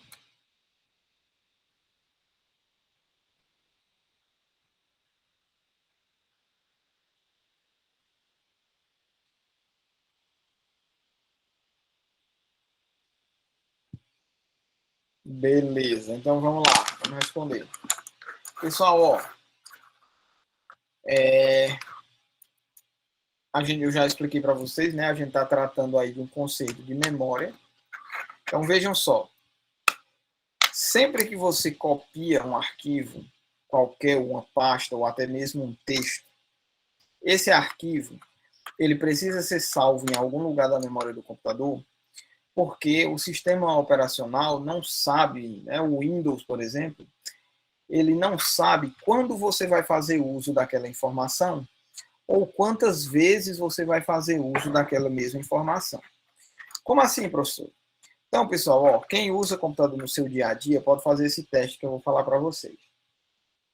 Se você chegar pela manhã e der um Ctrl+C, né, mandar copiar uma pasta ou um arquivo, né, você manda copiar na hora que você chega, copiou aquela pasta, aquele arquivo, você não colou imediatamente, passou o dia todinho, na hora de fechar o seu computador, de encerrar o seu expediente, você dá um Ctrl+V, né, que é o comando de colar, e vocês vão ver que aquilo que você copiou pela manhã vai ser colado.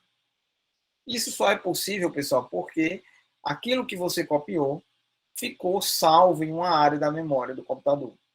Então, o sistema operacional, o Windows, não sabe quando você vai colar. É um dos exemplos, tá? Outro exemplo é quantas vezes você vai colar. Então, veja só. Você copiou um texto. Então, você copiou um texto de um arquivo no Word para colar no outro. Se você der Ctrl+V, mandar colar, ele vai colar uma vez. Se você der Ctrl+V de novo, e de novo, e de novo, ele vai colar de novo, de novo e de novo. Então, para que ele consiga fazer isso, ele precisa salvar essas informações em algum local da memória.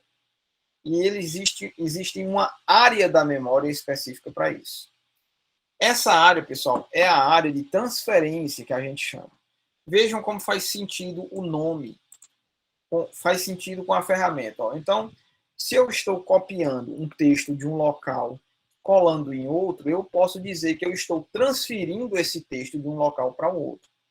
Se eu estou copiando um arquivo de um local, por exemplo, do meu HD para o meu pendrive, eu posso dizer que eu estou transferindo esse arquivo do meu HD para o meu pendrive.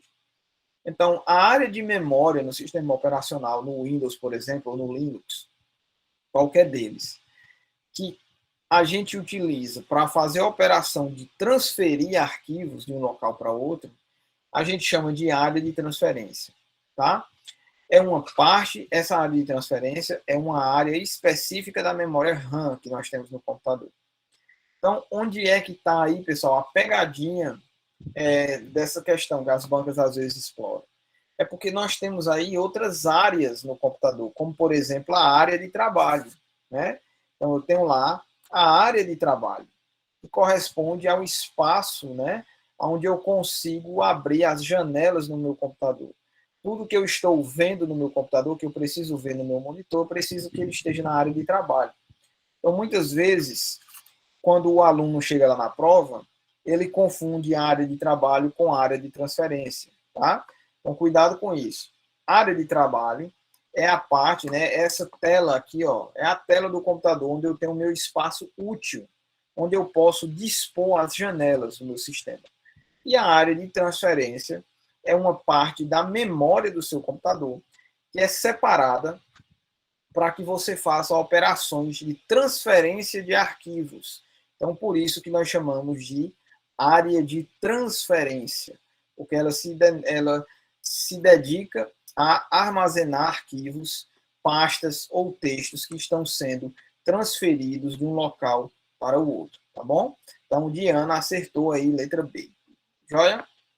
Então, pessoal, ó, mais uma questão aí sobre sistemas operacionais.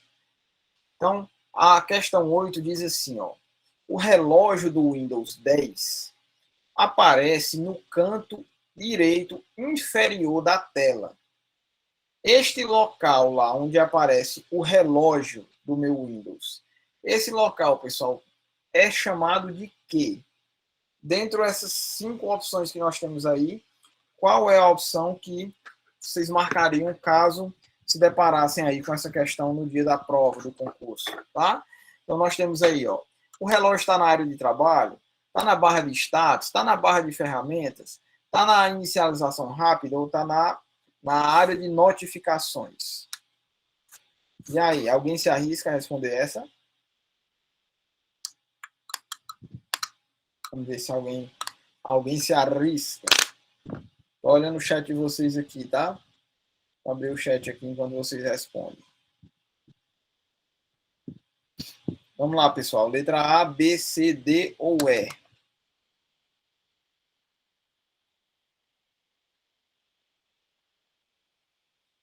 Tatiane disse letra C. Vamos lá, mais alguém?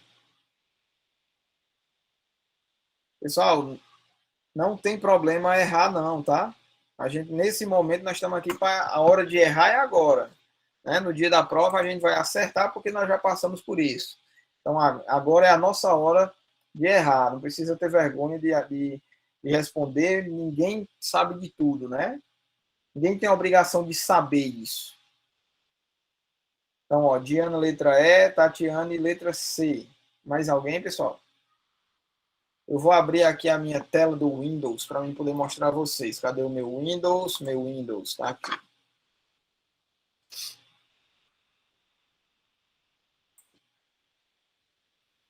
Letra E. Pessoal, está pedindo a chave do Windows aqui, viu? Porque esse Windows aqui eu uso uma máquina virtual, tá? Por isso que não tem chave. Aí ele fica identificando como sendo pirata, né? Então, pessoal, ó, vamos lá. Vou aproveitar essa questão aqui para passar vários conceitos para vocês, tá bom? Então, ó, isso aqui que nós estamos vendo, essa tela que vocês estão vendo toda preta aqui, ó, toda essa área útil que a gente tem no computador, como eu já disse para vocês, né, na questão anterior, isso aqui, tudo que nós temos aqui, está dentro da minha área de trabalho. E o nome faz todo sentido, né? Por que o nome é área de trabalho? Porque é a área onde eu vou efetivamente trabalhar no computador.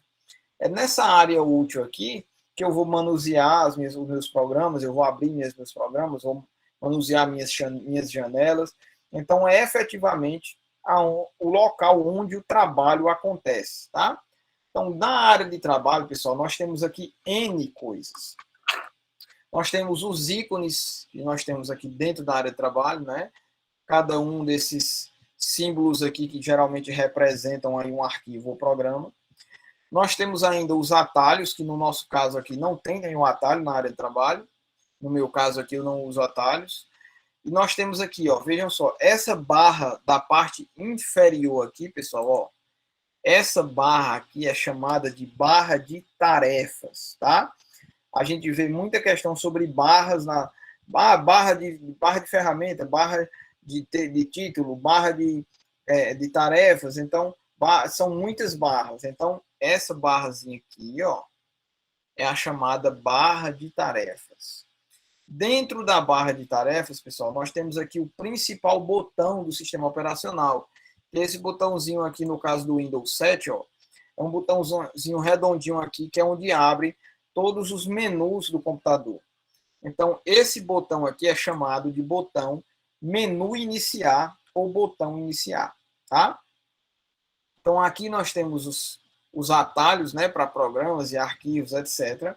E dentro da barra de tarefas, localizado na barra de tarefas, nós temos essa pequena área aqui do lado direito, na parte direita inferior, que é o que nós chamamos de área de notificação, tá? Então, vejam, a área de notificação é o local onde eu tenho esses ícones que vão me informar várias coisas sobre o sistema que eu estou usando. Por exemplo, ó, aqui na minha área de notificação, tem uma mensagem aqui, ó, tem algumas coisas importantes para mim. Ele está dizendo, ó, você precisa atualizar o Windows Defender, você precisa configurar um backup, você precisa configurar o Windows Update. Então, tudo isso aqui são mensagens que eu recebo, por isso que eu chamo de área de notificação. Então, aqui, ó, ele está me notificando, está dizendo, ó, seu computador não está conectado à internet. Então, pessoal, aqui dentro dessa parte à direita, nós temos aqui o relógio juntamente com o calendário. Então, ó, quando eu clico aqui, eu posso visualizar o calendário do mês inteiro e através disso aqui eu posso alterar aqui as configurações de data e hora. Eu posso vir para essa telinha aqui, ó. Aqui eu posso mexer aqui, ó, alterar data e hora, tá? Então, essa parte inferior aqui, na parte inferior direita, onde nós temos essas ferramentas, tem outras ferramentas, como por exemplo, ó, aqui está dizendo que minha bateria está carregando, aqui está dizendo o idioma que eu estou usando, tá? Então, essa parte aqui, pessoal, é chamada de área de notificação. E é nessa área, que é a parte direita da nossa barra de tarefas, essa barra maior aqui é a barra de tarefas, é nessa área aqui que está localizado o relógio, que é justamente o que a questão solicitou para nós. Então, ó, onde é que está o relógio do Windows 10? Está aqui na minha área de notificações, tá bom? Então, vejam aí, ó, mais uma área que tem no computador. Então, a gente já viu a área de transferência, a área de notificações, a área de trabalho, né? Então, a partir dela terem, apesar desses conceitos serem semelhantes, ter nomes semelhantes, eles são coisas distintas e a gente tem que conhecer cada uma delas para que a gente consiga, né, responder as questões lá no dia da prova, não se embananar lá no dia da prova, tá bom? Pessoal, alguma dúvida? Até aqui? Pode continuar. Vou para a nona aqui. Se vocês tiverem alguma dúvida sobre algum conceito, vocês me passam aí no chat, tá bom? Beleza? Posso continuar? Tá tranquilo? Tá todo mundo conseguindo acompanhar aí?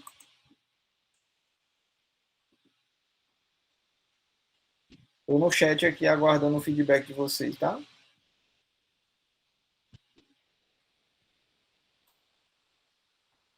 Tá tranquilo? Todo mundo conseguindo acompanhar? Então vamos lá, vamos continuar. Vamos responder a nona, que também trata do Word, tá bom? Então o Word diz assim, pessoal, ó, a seção da barra de ferramentas em que se tem a opção de verificar a ortografia e a gramática de um texto é. Então, pessoal, ó, essas questões sobre o Word nesse formato são muito comuns em prova de concurso. Então, o que é que as bancas costumam fazer? Elas podem fazer de duas maneiras. Elas podem dizer uma determinada ferramenta e pedir para que você localize essa ferramenta, em qual guia essa ferramenta está. Ou ela pode também exibir, né, a imagem da guia e perguntar, ou pode perguntar, por exemplo, na questão, botar um símbolo como esse aqui. Por exemplo, aqui é o nosso negrito, né? Então ela pode botar, por exemplo, extrair isso aqui do Word e botar lá no dia da prova e perguntar, esse símbolo aí representa qual ferramenta? Então, se for um negrito, um itálico, um sublinhado, é tranquilo, né? Mas se pegar uma, por exemplo, como essas aqui, ó, da guia Exhibit, que a gente não costuma ver todo dia, fica mais complexo, né? Então, essas são duas maneiras que as bancas costumam elaborar questões sobre o Word, né? Sobre softwares de escritório. Então, aí ele está perguntando, se eu terminei um texto e eu quero verificar a ortografia e gramática desse texto, onde, dentre as guias que nós temos no Word, em qual delas eu vou encontrar essa ferramenta que eu estou precisando utilizar? Eu vou encontrar na guia de exibição, na guia de correspondências, na guia de referências, na guia layout de página ou na guia revisão. Então, eu estou vendo aqui que alguém já respondeu. Deixa eu abrir o chat aqui. Temos aí a Diana respondeu, letra E, tá? Mais alguém, pessoal, quer responder a questão? Antes da gente passar para corrigir. Tatiane também respondeu, letra E. Beleza. Deixa eu ver se mais alguém. Então, vamos lá, pessoal. Vamos responder, tá? Então, vejam, ó. Faz bastante sentido, né? Como eu passei para vocês anteriormente. Eu acho que eu até respondi essa questão sem querer. Se eu estou querendo fazer qualquer tipo de revisão, né, no meu texto, seja uma revisão gramatical, revisão ortográfica, então eu vou fazer o quê? Eu vou lá na minha guia revisão, letra E. É lá onde eu vou encontrar as ferramentas, ficou o O de fora aqui. É lá onde eu vou encontrar as ferramentas que eu preciso para verificar a gramática, tá? Então vejam aqui, eu vindo aqui em revisão, eu tenho aqui do meu lado aqui, ó, editor, verificar problemas de ortografia ou gramática. Então, quando eu clico nele aqui, ó, ele vai me dar quantas correções eu deveria fazer aqui. Eu tenho 11 correções ortográficas e tenho uma correção gramatical. Tá? Então, eu posso aplicar essas correções se eu assim desejar. Tá? Então, note também, pessoal, que o Word, ele marca aqui todas as palavras que ele não está conseguindo identificar. Tá bom? Então, vocês estão vendo aí algumas palavras como salvar, por exemplo. Por que essa palavra está marcada, grifada, né? Porque o meu computador, como ele utiliza o idioma inglês, às vezes, aí por isso que pega essas palavras como se fossem erradas, tá? Então, tudo referente a qualquer tipo de revisão do documento vai estar na nossa guia revisão, é bastante lógico, né? Então, vamos lá para a nossa nona. Se alguém ficou com alguma dúvida, aliás, vamos para a 10ª, tá? Que é a última questão. Como a gente ainda tem um tempinho, tem o primeiro simulado. Quando eu terminar aqui, eu vou procurar o primeiro simulado para a gente corrigir algumas questões também, tá? A gente termina de usar o tempo da nossa aula, tá bom? Então, pessoal, ó, vamos lá. 10ª. Assinale a alternativa que apresenta o nome das mídias de armazenamento de dados que podem ser gravadas e têm capacidade de menos de 1 GB. Então, pessoal, ó, mais uma questão que trata aí sobre hardware.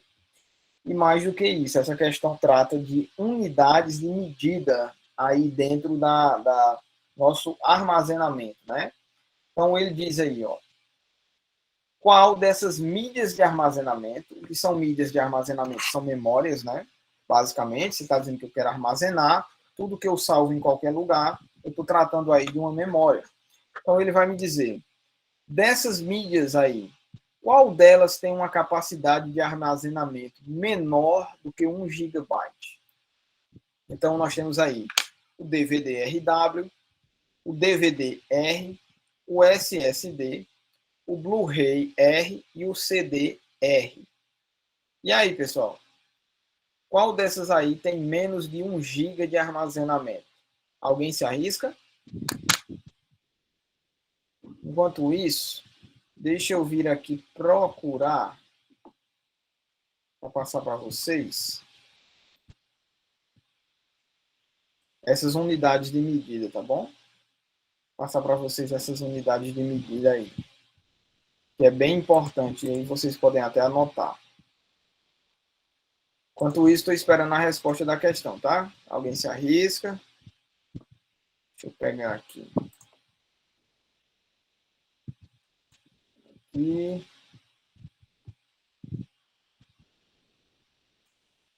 aqui.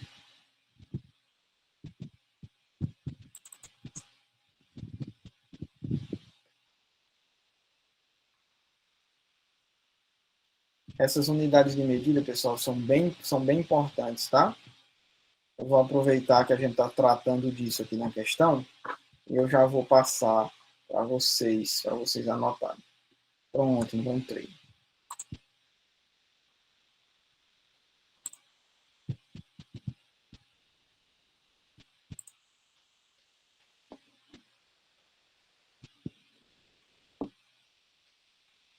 Mas vamos lá, até agora ninguém respondeu. Décima. Alguém se arrisca?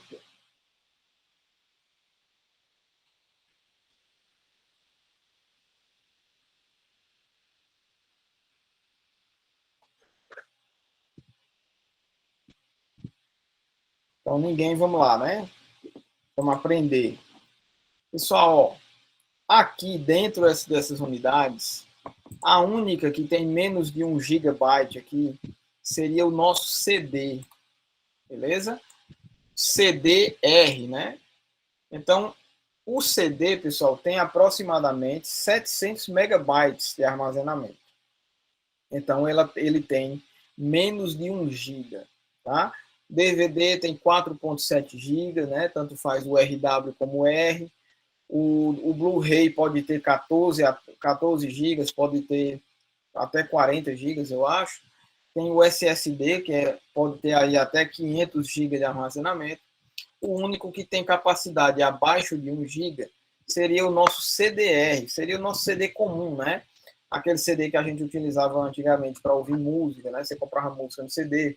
Então, esse é o nosso CDR. Então, pessoal, vou aproveitar que nós estamos tratando disso nessa questão e vou colocar para vocês aqui as nossas unidades de medidas computacionais, tá? Vou arrastar ela para cá para mim compartilhar a tela com vocês. Então, vou voltar aqui minha outra tela. Pessoal, todo mundo está vendo essas unidades aí? Está todo mundo conseguindo visualizar, né? Então, pessoal, ó, também é alvo de muitas questões aí das bancas, né? Quando a gente está falando sobre hardware, essa questão das unidades de medida que possui aí o nosso computador. Então, pessoal, ó, assim como outros sistemas de medições, né?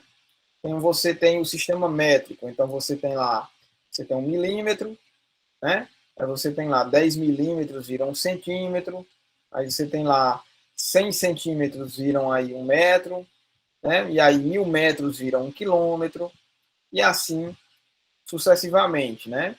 Então, nós temos aí, com relação ao peso, né? Nós temos a grama, aí da grama nós passamos para o quilo, do quilo nós passamos para a tonelada, e assim sucessivamente. Então, pessoal, todas as unidades de medida, né? Elas possuem aí essas graduações, as unidades vão mudando quando eu atinjo aí um determinado número. Isso é para ficar mais fácil de representar, tá? Então, vamos supor que a gente fosse representar a unidade de tempo aí que a gente tem, fosse representar tudo em uma única unidade. Isso é difícil de contar, né? Então, nós temos aí os milissegundos, aí temos os segundos, temos os minutos, aí temos a hora, temos o dia, temos a semana, o mês, o ano, século, e assim a gente vai, né? Então, dentro do computador, pessoal, a gente vai fazer tudo aí na casa dos bits e bytes, tá? Então, vou passar aqui uma série de conceitos para vocês. Vocês vão anotando aí, quem puder anotar, tá? Então, pessoal, ó, o sistema computacional não é diferente dos demais sistemas que nós temos. A gente tem unidades de medida dentro dos sistemas computacionais. Essas unidades, elas vão ser utilizadas basicamente para mensurar aí capacidades de armazenamento, ou seja, quanto de arquivos uma memória pode receber, né, pode guardar, e vai também ser utilizado para mensurar, né, as velocidades do sistema computacional. Então, a gente tem essas unidades que elas vão servir tanto para nosso armazenamento como para as velocidades. E ambas podem cair aí na prova de vocês. Então, pessoal, a gente começa do conceito de bit, tá? Bit, B-I-T. O bit é a menor unidade de armazenamento do sistema computacional. Então, a menor unidade que pode representar uma informação aí é o nosso chamado bit. Esse bit, pessoal, ó, vocês notem que ele é representado com o B minúsculo. Então, toda unidade que vocês verem representada com o B minúsculo, aquela unidade está em bits, tá bom? Quando eu tenho um conjunto de 8 bits, então eu tenho lá 1 bit, 2 bits, 3 bits. Quando eu completo 8 bits, eu posso converter esses 8 bits em uma próxima unidade. Essa próxima unidade é chamada de byte. Bit e byte. Então, quando eu somo 8 bits, eu posso converter esses 8 bits em 1 byte. A partir daí, pessoal, a unidade de representação muda. Eu não tenho mais o B minúsculo. Agora eu tenho o B maiúsculo.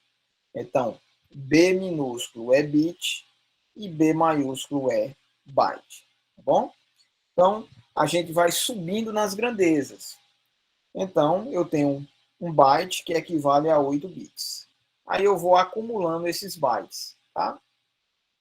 Quando eu tiver 1024 bytes, aí eu passo a ter um kbyte, que é representado pela letra K e a letra B. Kbyte. Bom, é a segunda unidade. E a gente continua. Então, quando eu chegar a 1024 bytes, aí eu posso ter um megabyte, que é representado pela unidade MB. Tá bom? E aí eu continuo crescendo, né? Continuo aumentando. Quando eu chegar a 1024 megabytes, aí eu posso converter isso em 1 gigabyte, que é 1 GB, gigabyte. Bom, continuo crescendo. Quando eu chegar a 1024 gigabytes, aí eu vou ter 1 terabyte ou 1 TB, tá? Então, pessoal, ó, existem outras unidades? Existem, né? Depois do terabyte tem ainda o petabyte, o exabyte, o zettabyte e o ottabyte. Só que para efeito de prova para vocês, a gente precisa dominar aí até o nosso terabyte. Por quê? Porque são as unidades de medida. É a unidade de medida até onde a gente conhece, né? Então, ninguém compra um HD em exabyte, ninguém compra um pendrive em petabyte. Então, quando você vai comprar um pendrive, geralmente você vai comprar um pendrive na casa do gigabyte, né? Ah, eu tenho um pendrive de 4 GB, tenho um pendrive de 8 GB. Quando você vai comprar um HD do seu computador, né, que é maior, aí você pode ter em terabyte, né? Eu quero um HD de 1 terabyte, eu quero um HD de 1 tera e meio. Então é a unidade que a gente utiliza na maior parte das vezes, é até o terabyte. Após isso, a gente não costuma utilizar. Então, para efeito de prova, é o que vocês precisam saber, tá? Então, byte, bit, byte, kbyte, megabyte, gigabyte e terabyte, tá? Então, pessoal, ó, outra coisa, para ficar claro para vocês. No dia da prova, onde vocês estão vendo aí 1024, a banca pode arredondar, pode fazer de 1000 em 1000. Então, não estranhe, tá? Se aparecer na prova de vocês, lá, uma assertiva dizendo que 1 megabyte é 1000 kbytes, pode marcar que está certo. Por quê? Porque as bancas convencionaram pular as unidades de 1000 em 1000. Para quê? Para facilitar os cálculos, tá bom? Então, quando você vai fazer um cálculo, não é o caso do concurso de vocês, mas quando você vai fazer um cálculo, você vai fazer conversões, né? Trazer de um para o outro, a banca costuma usar de 1000 em 1000 porque é mais fácil de realizar o cálculo, tá bom? Então, vejam lá. Cuidado, pessoal, que as bancas costumam aplicar pegadinhas com relação a essa questão das conversões de base. Então, pessoal, vejam só. Se eu tenho uma grandeza, está assim, tá assim, ó. Eu tenho aí 32 bits. Eu posso dizer, pessoal, que 32 bits equivalem a quantos bytes? Respondam aí para mim. 32 bits equivalem a quantos bytes? Se eu quiser converter isso para bytes, dá quanto? 32 bits. 4, né? E se eu quiser fazer o contrário, eu vou pegar, se eu disser assim, 4 bytes são 32 bits, tá certo? Tá certo também. Então eu tenho que aprender a converter, tá bom? Então, tem uma frasezinha para vocês lembrarem, ó. Se eu estou indo, ou seja, se eu estou indo, eu estou de uma unidade menor, eu estou indo para uma unidade maior, então, para eu estar, se eu estou indo, eu vou dividindo, tá bom? Mas se eu estou voltando, ou seja, se eu estou em uma unidade maior, eu estou voltando por uma menor, então, se eu estou voltando, eu volto multiplicando, tá? Se eu estou indo, eu vou dividindo, se eu estou voltando, eu vou multiplicando, tá? Então, vejam, outra coisa que costuma confundir os alunos na prova com relação a essas unidades de medida, e eu vou passar para vocês. Então, pessoal, ó, quando nós estamos lá na prova, podem cair grandezas escritas como, por exemplo, kbyte. Kbyte é K e o B maiúsculo. Mas existe a unidade kbit, que é K e o B minúsculo. Então, vamos lá. Eu tenho um megabyte, que é o M e o B maiúsculo, que é esse que vocês estão vendo aqui. E eu tenho o megabit, que é M e o Bzinho minúsculo. Tá ok? Então, isso, na hora da representação na prova, faz diferença. Se é a representação é com o B maiúsculo, é byte. Se é com o B minúsculo, é bit. Outra dica para vocês com relação à representação. Quando eu tenho o B maiúsculo, ou seja, eu tenho a unidade em byte, essa unidade ela representa espaço de armazenamento. Então, quando eu digo que eu tenho um pendrive de 4 GB, esse giga é o G e o B maiúsculo, porque ele é gigabyte. Ele representa a quantidade de espaço que você tem para salvar os arquivos no seu pendrive. Mas existe a representação de velocidade. A representação de velocidade ela é feita com bit. Então, eu tenho, por exemplo, megabit, que é o M com o B minúsculo. Ah, professor, onde é que usa isso? Vou dar um exemplo prático para vocês. Quando vocês... a gente vê vê muita gente usando isso errado. Quando vocês contratam uma internet, aí o cara diz assim, ó, minha internet lá é boa, é 100 mega. 100 mega. Certo, mas é 100 mega o quê? É 100 megabyte ou é 100 megabit? Então, esses 100 mega, pessoal, eles representam a velocidade da internet de vocês, não é assim? Quanto mais megas eu tenho lá, mais rápido é a minha velocidade. Então, a internet, você vai dizer que você tem 100 megabits, ou seja, o M com o B minúsculo. Por quê? Porque esses 100 megabits está representando a velocidade da sua internet. Então, as grandezas de velocidade são representadas em bit com B minúsculo. E as grandezas de armazenamento, ou seja, a quantidade de espaço que você tem em um determinado local, em uma determinada memória, ela é usada a representação em byte, tá bom?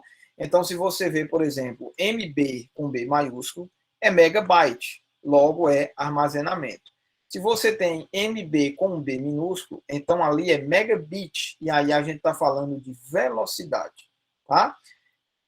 Isso aqui, pessoal, ó, é muito importante vocês aprenderem, tá? Pelo menos aqui até o terabyte. Eu vi uma questão em um concurso há pouco tempo, não vou me lembrar exatamente qual era o concurso, mas ele dizia assim, ó, a questão basicamente perguntava assim, ó, se você vai comprar um pendrive, tá? Dadas essas unidades de medida aqui, se você vai comprar um pendrive, dentro dessas unidades de medida, qual é a unidade de medida mais provável de ser o armazenamento desse pendrive? Vocês estão entendendo a questão? Então eu vou comprar um pendrive. Dessas unidades aí, eu vou pedir lá um pendrive em qual unidade de medida? Eu vou dizer, eu quero um pendrive de 2 bytes, 2 KB, 2 megabytes, 2 gigabytes. E aí? Gigabytes, não é? Então veja, a questão é bem simples, se você conhecer as unidades de medida, tá? Então, pelo menos até o terabyte, é importantíssimo que vocês saibam, que vocês tenham conhecimento, tá bom? Beleza? Então a gente encerra a resolução do exercício. Alguma dúvida, pessoal? Tem alguma dúvida que vocês queiram tirar acerca das questões que nós vimos hoje? Ou sobre algum assunto que vocês estudaram aí durante a preparação e estão com alguma dúvida na parte de informática? Se tiver alguém com alguma dúvida sobre alguma coisa, me avisa, que aí a gente usa. Eu ainda dá tempo para eu responder para vocês. Ou tá tranquilo, deu para todo mundo entender? Pessoal, ó, quem vai fazer o concurso da FunSaúde, né? Eu creio que o concurso é agora, esse fim de semana, né? Então, enquanto vocês verificam aí se tem alguma dúvida, vou passando os recados aqui. Então, pessoal, ó, quem for fazer o concurso agora, muito boa sorte, tá? Boa sorte a todos vocês aí que vão prestar o concurso. Quem está se preparando aí para o concurso de jardim, continue estudando, né? Já que informática vai cair lá. E aí, pessoal, ó, vocês, o Leonardo pediu, aí, vocês têm um grupo, né? Tem um grupo no WhatsApp com o pessoal que são os concursandos aí da Prefeitura de Jardim.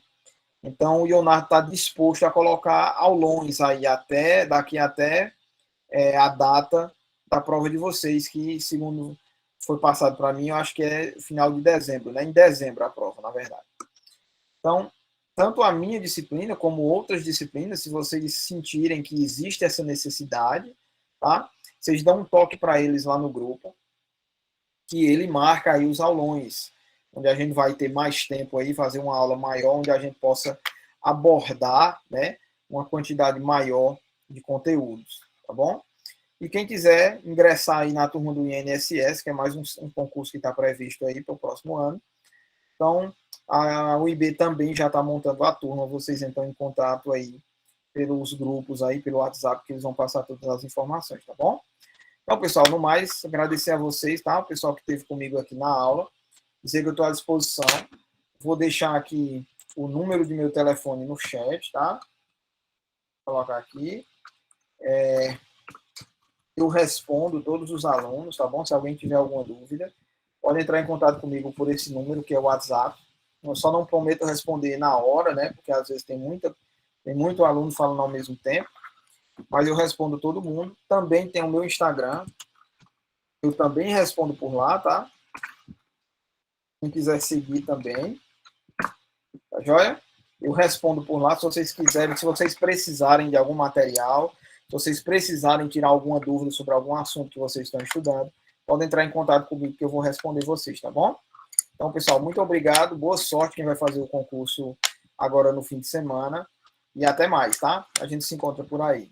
Valeu, pessoal, tchau!